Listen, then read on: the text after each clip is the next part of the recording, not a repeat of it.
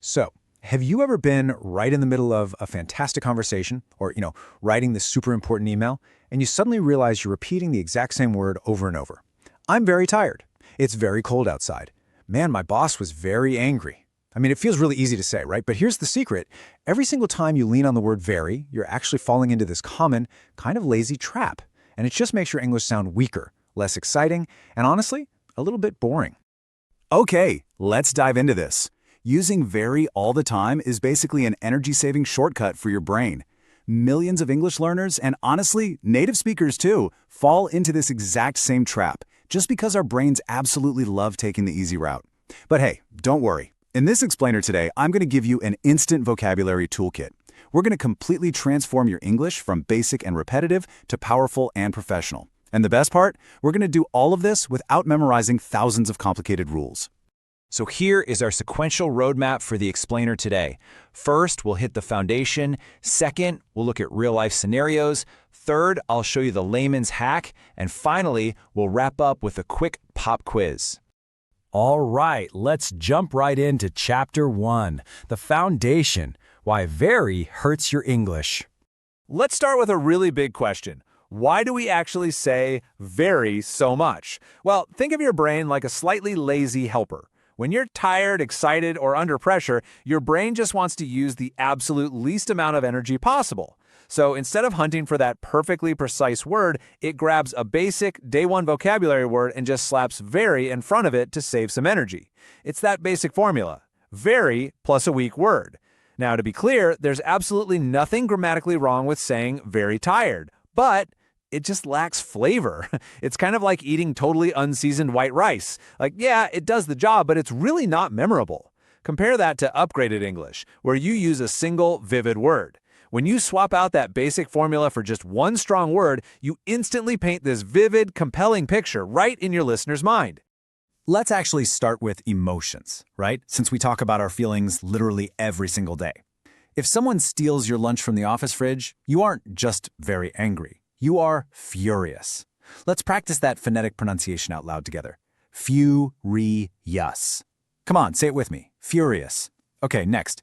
Instead of being very scared during a horror movie, you are terrified. Terrified. Terrified. Outstanding! And say you get a massive promotion at work, you aren't just very happy, you are thrilled. Thrilled. Thrilled. You can really feel the energy in that word, can't you? Moving on to describing the physical world around us.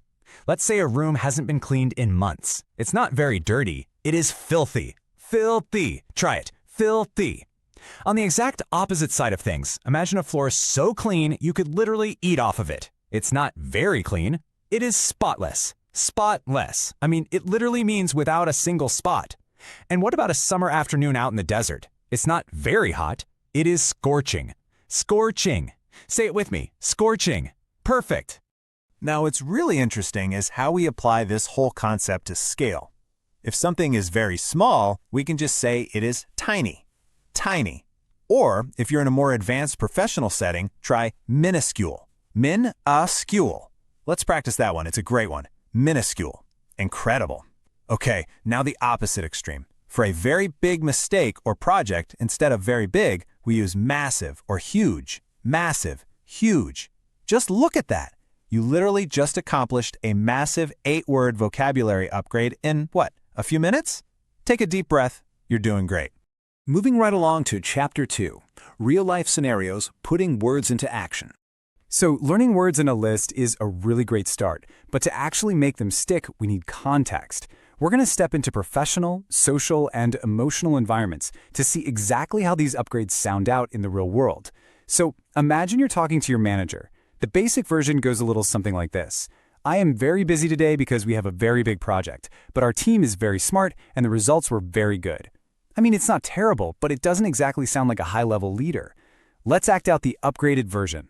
I am swamped today because we have a monumental project, but our team is brilliant and the results were outstanding. Wow, can you feel the difference there? Using swamped, monumental, brilliant, and outstanding totally commands attention and really demonstrates confident leadership. Next up, let's shift over to a dinner party scenario. Here's the basic version. It is very cold outside. I was very hungry, but this soup is very tasty. I am very tired, so this meal is making me feel very relaxed. Again, it's just a repetitive, factual report. Let's upgrade it. It is freezing outside. I was starving or ravenous when I got here, but this soup is exquisite. I am completely exhausted, so this meal is making me feel so serene or blissful. Swapping those lazy words totally transforms a basic report into this highly engaging shared experience. Finally, expressing deep feelings to someone we really care about requires a much softer, more empathetic tone. The basic version: I was very sad last week and very confused. Your advice was very useful, and I am very glad. Now let's elevate this to actually match the sincerity in your heart. I was completely devastated or downcast last week, and so baffled or perplexed. Your advice was invaluable, and I am extremely grateful or overjoyed. Do you see how expressing deep feelings really requires these mature, heartfelt upgrades? It truly shows genuine emotional intelligence. All right, Chapter 3, the layman's hack, the volume knob rule. Now, you might be wondering, how on earth am I going to remember all these words when I'm actively speaking in real time? Well, to bypass your brain's lazy habits and totally skip the fear of memorization, I promise you an incredibly simple cognitive shortcut. The absolute crucial point here is understanding that strong words already have the word very baked directly inside of them at a maximum level 10. For example, freezing already means very, very cold. Because it's already sitting at level 10, you can never say very freezing. That's like trying to turn a volume dial past its absolute maximum limit. So here is your method. Step 1, whenever you feel the word very coming to your lips, just pause. Step 2, picture the extreme concept. And Step 3, speak that level 10 maximum volume word. To make pulling these words up completely effortless, we organize these level 10 words into 3 manageable mental drawers. This way, your brain doesn't have to search through some massive dictionary. Drawer 1 holds the inging max volume words, like fascinating or astonishing. Drawer 2 holds the lessless absolute words, meaning they are perfect without flaw, like spotless, noiseless, or flawless. And Drawer 3 contains the extreme base words. These are your classic standalone power words, like huge, tiny, or awful. Let's actually actively practice this step-by-step mental process together. Say you want to say very tired. Step 1, you pause. Step 2, picture your energy level like a smartphone battery, sitting at exactly 1%. The upgrade is exhausted. Next up, very funny. Pause. Picture yourself laughing so incredibly hard your stomach actually hurts. The upgrade is hilarious. Finally, very smelly. Pause. Picture having to physically pinch your nose. The upgrade is pungent or foul. See how easy that is? You pause, you picture, and you totally bypass that lazy shortcut. And that brings us to Chapter 4, Pop Quiz, Interactive Practice. Are you ready? It is time to put your brand new superpowers to the test. We're shifting from passive learning to a fun, active recall game to permanently cement this new vocabulary toolkit right into your brain. Make sure you keep track of how many you get right. Question number 1. How do you upgrade the phrase very dirty? 3, 2, 1. The answer is filthy or grimy. Great job! Keeping the momentum high, question number 2. How do you upgrade the phrase very angry? 3, 2, 1. And the correct answer is furious. Fantastic! I absolutely love the progress you're making. Okay, question number 3.